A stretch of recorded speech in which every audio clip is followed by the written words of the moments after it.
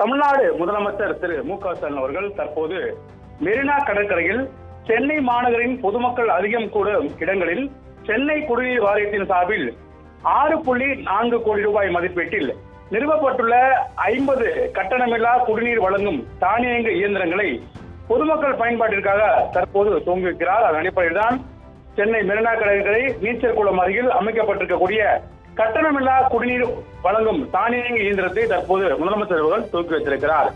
சென்னை முழுக்க இந்த திட்டமானது 50 இடங்களில் முதற்கட்டமாக பயன்படுத்தப்பட்டிருக்கிறது. அதன் அடிப்படையில் தான் தொடர்ச்சியாக மாநகர் முழுக்க அனைத்து இடங்களிலும் பொதுமக்கள் அதிகமாக கூடும் இடங்களில் இந்த இலவச குடிநீர் தானியங்கி இயந்திரம் திட்டத்தை முதலமைச்சர் அவர்கள் திரும்பி வைத்திருக்கிறார்.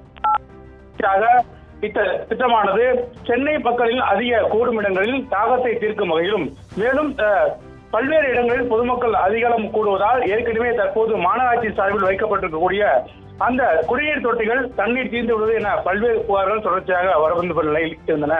இதனிடையில்தான் தமிழ்நாடு அரசின் சார்பில் இத்தகைய திட்டம் கொண்டு வரப்பட்டு தமிழகம் முழுக்க, அதாவது சென்னை முழுக்க இருக்கக்கூடிய பல இடங்களில் பொதுமக்கள் அதிகமாக கூடும் இடங்களிலும் அதே போல பேருந்து நிலையம் மற்றும் ரயில் நிலையங்கள், பூங்காக்கள் மற்றும் பொழுதுபோக்கு தலங்கள், கடற்கரைகள் என பல இடங்களில் தொடர்ச்சியாக சென்னை மாநகராட்சி மூலியமாக இந்த திட்டம் செயல்படுத்தப்பட இருக்கிறது. அதன் அடிப்படையில் தான் இன்றைய தினம் 50 இடங்களில் இந்த திட்டம் துவங்கப்பட இருக்கிறது.